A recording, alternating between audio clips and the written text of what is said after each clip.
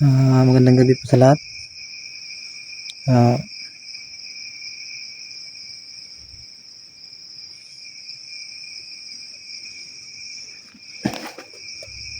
magandang gabi po sa magandang gabi po sa lahat. Magandang gabi po sa lahat. Prince Manuel TV po nagbabalik. Ngayong gabi po ay nandito po ako ngayon sa may area po kung saan po lumabas yung yung nakayarang araw.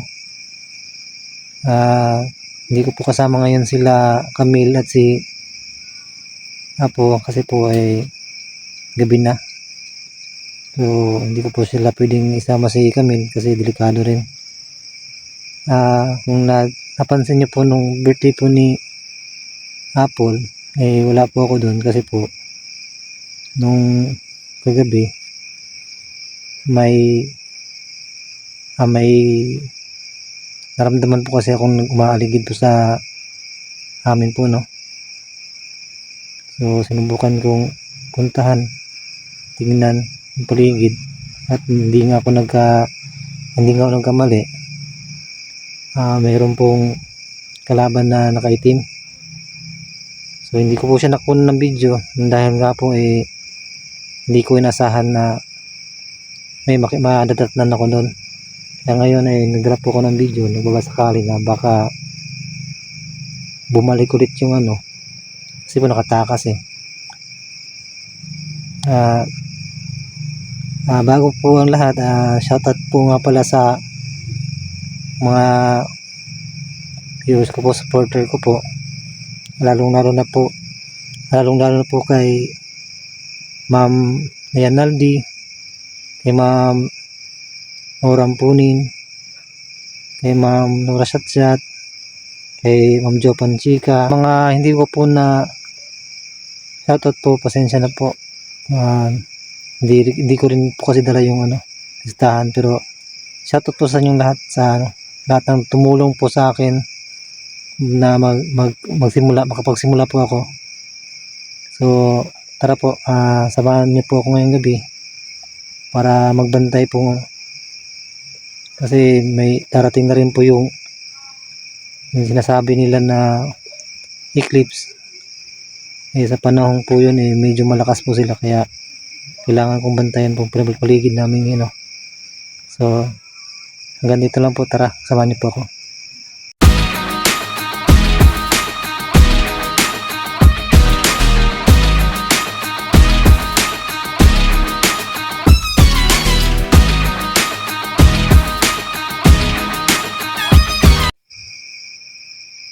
So nandito po ako ngayon sa lugar kung saan kagabi na kalaban ko yung nakaitim, no.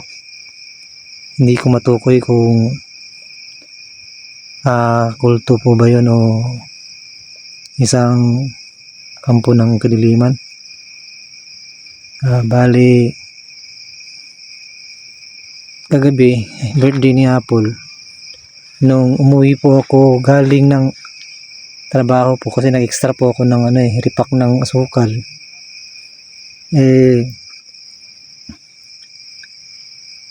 Nung napansin kong parang kakaiba dito na may naramdaman agad ako, kaya sinubukan kong umikot ang paligid, ikutin yung paligid, at hindi nga nagkamali. May nakikita akong nakaitim na nilalang.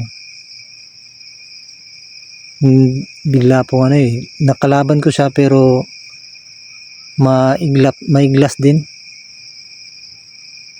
kaya sinusubukan kong i-ruby ngayon, baka sakaling bumalik at mapakita ko. Kasi nung kahapon hindi ko nadala hindi ko akalain kasi na ganun pala yung mangyayari. Pero kutob ko lang, nagmamadali na rin kasi ako, kasi kutob ko talagang may masamang presensya. Ngayon po darating po yung eclipse po, no, sinasabi nila. Sa eclipse naman Doon lumalakas yung mga kapangyarihan ng mga ano. Pero sisikapin ko pa rin po na maging ligtas po yung pamilya ko at pati sila, pamilya ni Camille, no? Pati sila po. Gusto sana nga ni Camille na sumama. Kaso, pinigilan ko na rin.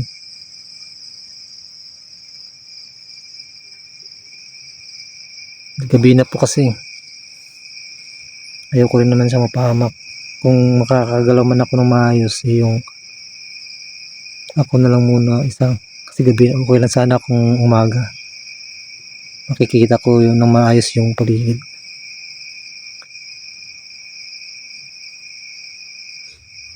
Medyo tahimik ngayon.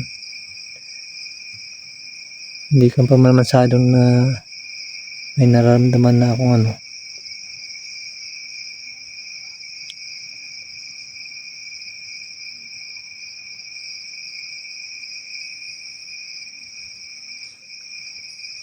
Subukan po natin pumunta sa may bandang unahan po.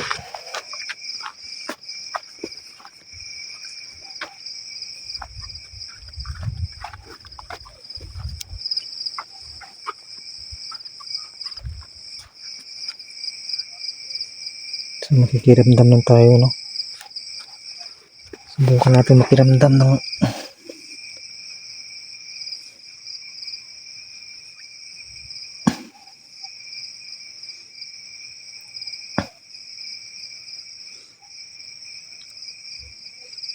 kung nagtataka po kayo, ilang araw po kung hindi nakapag-upload dahil po nun kasi naghanap po ako ng may extrahan. May yan po sa isang tingero sa akin na yung pinsan niya po raw naghahanap ng extra repack ng ano ng asukal. Kaya yun, sinubukan ko po, no? Kaya naman po pala. Sa una lang po mahirap, pero madali na pag natuto ka na. Bali, ano lang po yun, kung may absent, kung may hindi papasok, ako po yung ano, tatawagan. Hindi naman po mahirap kasi sanay na rin naman po ako sa ano. Pero at least kahit paano po, mayroon akong nagagawa. Kahit paano po, nakakatulong na rin ako sa gastusin sa amin. Naiyan na rin po kasi ako kay Camille. At siyempre po, nag-iipon na rin din po ako para kay Kael. Sa anak ko. Tapos ano rin po, para po mabigyan din po yung mga ibang hunters na naging ng tulong. Siyempre kailangan din namin ng ano, allowance para makapunta po doon, makaipay, mag-iipon na rin din po.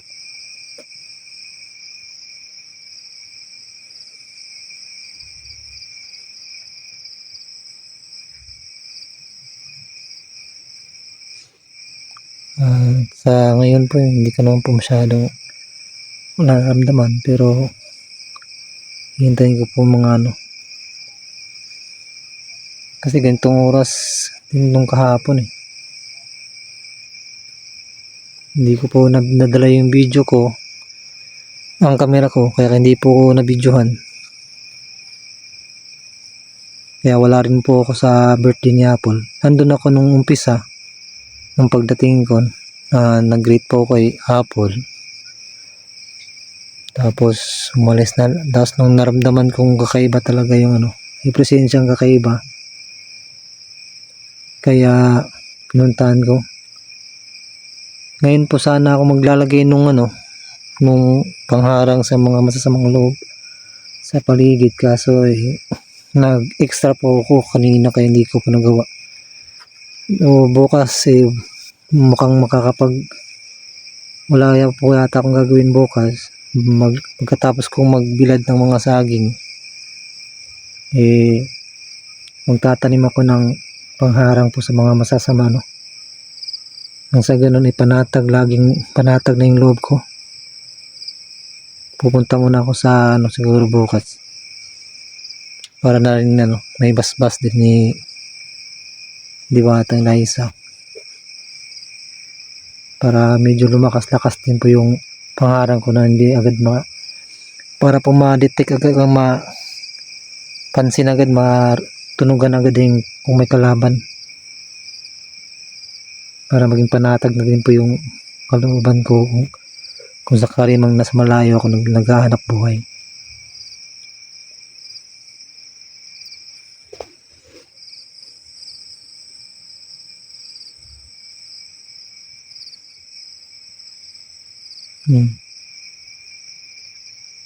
Yan.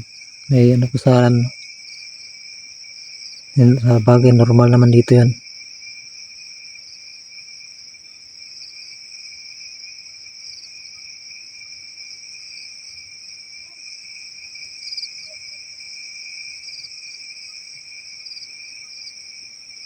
Medyo nakakapagod din pag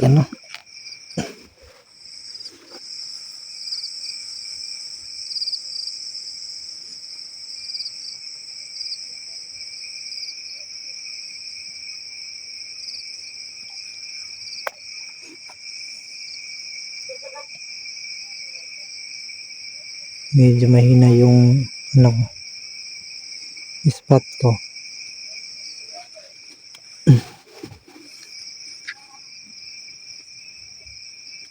Ano nga ba to? Nangiram lang din ako ng ng stand. Paano ba gamitin to?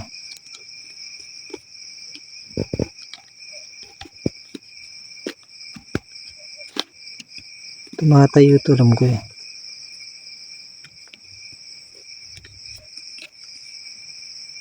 Pasensya na po kung medyo kasi sinusubukan kong patayuin tong stand na to Alam ko tumatayo to Hindi ko lang alam kung paano.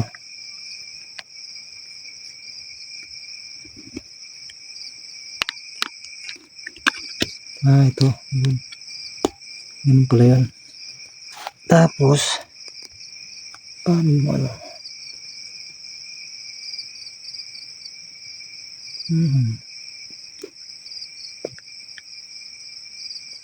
ito na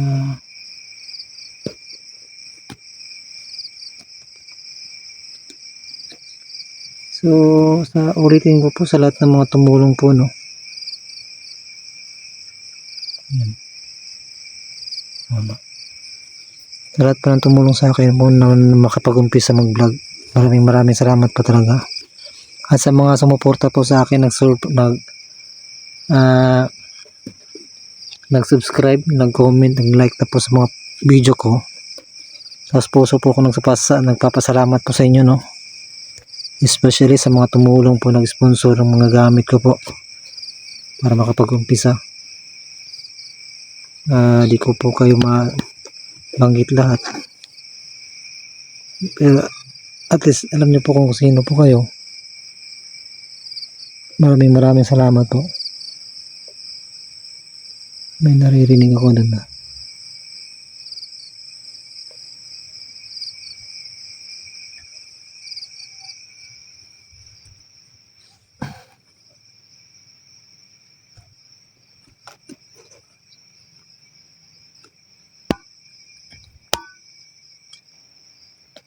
medyo mababa to.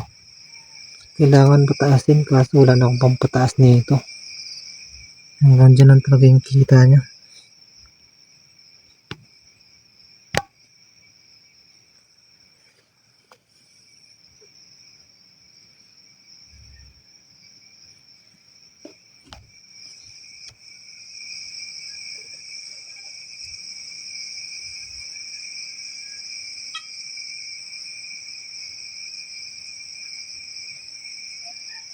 So wala pa naman po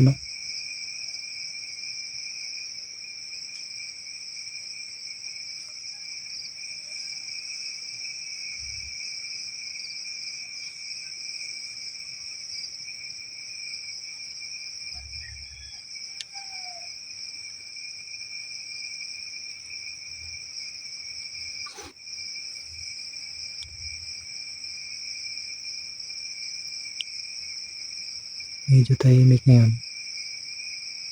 At wala naman akong nararamdaman.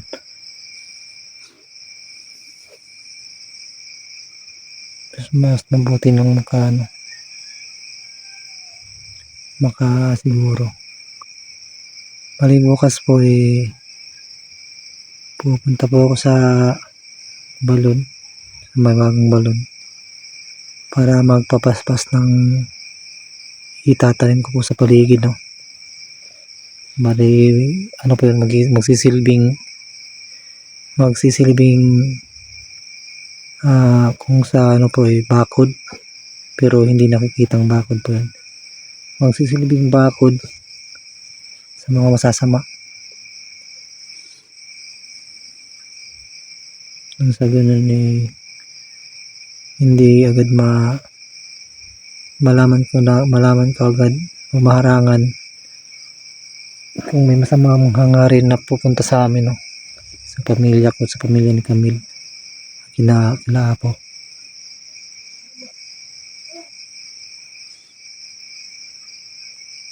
Medyo malamig dito mga idol, kay bundok po kasi. Maya po magpapags na rin dito. At kailangan ko na rin pumasok, baka masira pa yung cellphone. Iniingatan ko po yung cellphone ko kasi bigay po to sa akin, sponsor po to sa akin. Kaya kailangan ingatan. Pag nagpags na, mababasa na yung cellphone. So hindi na siguro babalik yun. Kasi nasugatan ko rin yun Medyo malakas din siya. Nakaitim siya na para siyang tinatawag nilang kulto.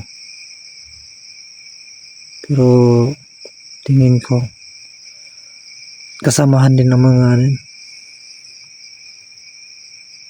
mga masasamang nilalang.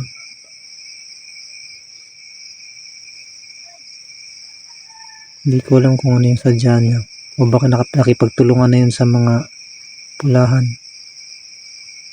Kasi nung nakaraan, nung wala ako, nung nasa trabaho ako, hinarang sila Camille at si Apo. Hindi ko naman magawang nung nalaman ko, nung makita ko sa video niya, dari-dari akong umuwi. Pero wala, tapos na kasi yan talagang delay yung kasi sinadya namin talagang i-delay yung pag-upload para hindi masundan.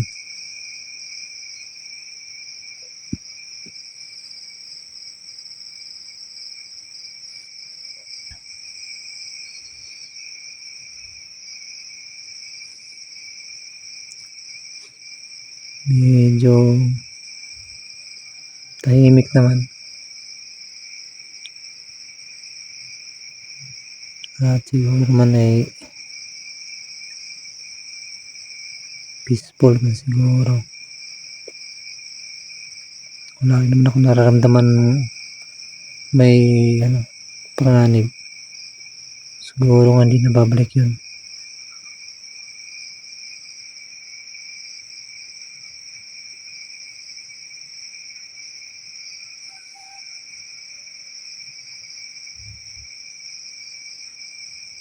Pero maghihintay po ako dito hanggang ating gabi.